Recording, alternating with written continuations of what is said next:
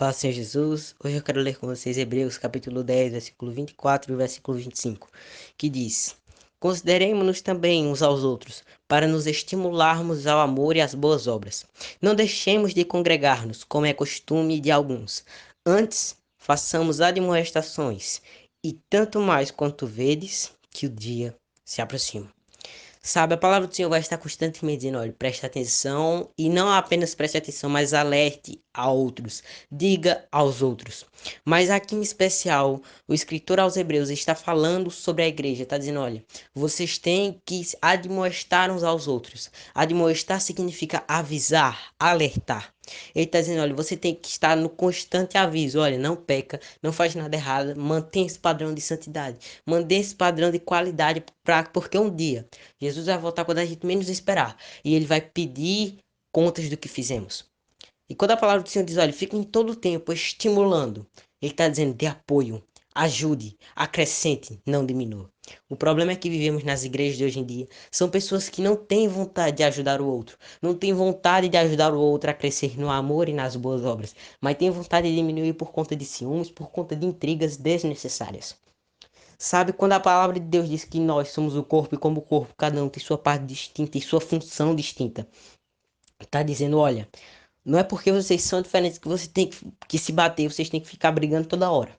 Mas vocês têm que estar em harmonia e em comunhão para que o corpo possa ser edificado. Não é para que o membro possa ser edificado, não, não. É para que o corpo seja edificado. Sabe, quando nós entendemos, quando nós passamos para essa visão de que não somos apenas um, mas quando estamos todos juntos, não é o particular que conta, mas é o conjunto. Quando nós entendemos que é o conjunto que conta, nós vamos entender que o que o meu irmão está passando não afeta apenas a ele, mas afeta a mim. A palavra do Senhor vai dizer que o que acontece com um, acontece com os outros do mesmo jeito. Sabe, quando nós vemos o irmão na igreja passando por algum problema, alguma situação difícil, e nós endurecemos o nosso coração, não perguntamos o que está acontecendo, não queremos ajudá-lo, nós não estamos apenas deixando ele sofrer, mas nós estamos deixando com que toda a igreja sofra junto com ele. Mas quando nós entendemos que temos que viver em amor, admoestando, alertando e fazendo com que os outros cresçam, com que os outros resplandeçam cada vez mais à luz de Cristo, nós vamos conseguir entender que Deus tem um propósito na igreja. Já gravei um devocional sobre isso, o propósito da comunhão.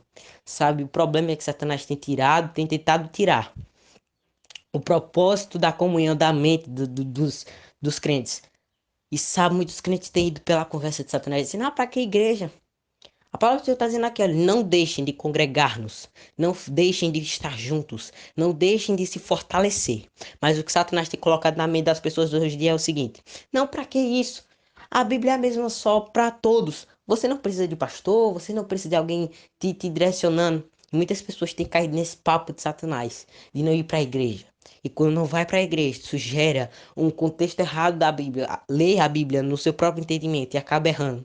Isso leva a uma fé errada, numa crença errada, com atitudes erradas. Mas quando nós entendemos que se Deus colocou, quando diz que ele instituiu apóstolos, pastores, evangelistas, se Deus instituiu é porque há um propósito que eles têm que cumprir. Então, se há um propósito e é o propósito de Deus, então não viva o seu propósito, mas viva o propósito do Senhor. Sabe, precisamos congregar, precisamos estar em união, não separados, mas juntos. Sabe, muitas pessoas nos filmes dizem, olha, a união faz a força. E muitas vezes nós dizemos isso no trabalho, dizemos isso na escola, em um grupo, dizemos, não, a união faz a força, a gente tem que estar junto, tem que estar no pique, tem que estar todo mundo alinhado. Mas na igreja, nós mal nos preocupamos de estarmos alinhados com Cristo e com os outros. Quando nós entendemos que o que um sofre, o outro também sofre, nós conseguimos enxergar as coisas diferentes. Nós vamos entender que quando um é edificado, ele vai dar exemplo para que os outros também sejam edificados.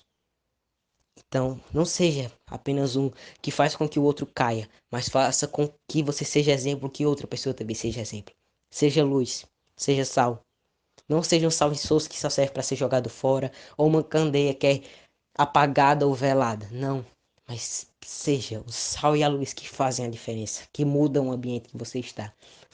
Que você seja uma pessoa de oração, uma pessoa compromissada com a palavra do Senhor. E você vai ver frutos. Talvez não vão sair imediatamente. Talvez demorem anos, mas a palavra do Senhor diz que tudo quanto fazemos, nada é em vão. Então tenha isso em mente. Nada que você faz pro Senhor é vão, mas tudo tem um propósito. Então não deixe de congregar, não deixe de acrescentar aos outros e não deixe de admoestar, porque o dia que a Bíblia fala é o dia que Jesus vai voltar e ele vai pedir contas do que você fez. Se você tratou mal a igreja, ele vai pedir contas disso. Se você tratou ao bem a igreja, ele vai pedir conta disso. Se você maltratou o seu irmão, ele vai pedir conta disso. Se você ajudou o necessitado que talvez nem fosse da igreja, talvez nem agradeceu, ele vai pedir conta disso. Se ele te mandou fazer alguma coisa, ele vai pedir conta disso. Então entenda que o que você tem na mão, você tem para dar resultado ao Senhor. Então entenda que há um peso de responsabilidade sobre você. Não tente só apenas ser mais um, mas seja um que faz a diferença. Seja um que faz a diferença. Como os 12 espias, 10 disseram que a terra era complicada de vencer, mas 2 disseram que eram. E a multidão foi pela maioria, que acabaram pagando o preço. Seja alguém que faz a diferença. Não importa o que os outros estão fazendo.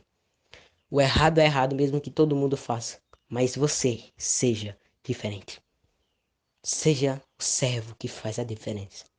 Que Deus abençoe você. E nós do Palavras de Vida vamos parar por um tempo. Provavelmente uma semana. Mas logo depois disso retornaremos às nossas atividades normais.